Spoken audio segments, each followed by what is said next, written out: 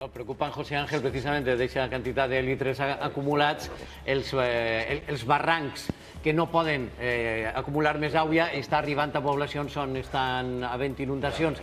En principi, les pròximes hores, aquesta situació tendirà a agravar-se, millorarà?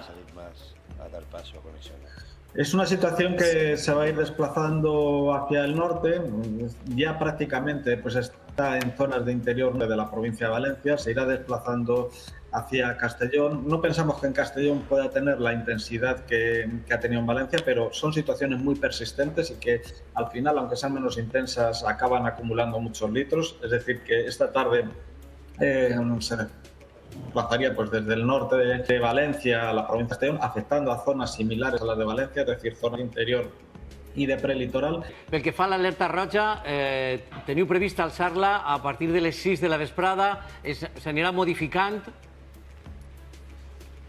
Bueno, vamos a ver, hay una vigilancia 24 horas y los avisos se van actualizando a forma que es necesario. Como he comentado, la situación tiende a desplazarse hacia el norte. No pensamos que en Castellón vaya a tener la intensidad, pero sí que en Castellón se van a acumular también muchos litros, como ha ocurrido en la provincia de Valencia.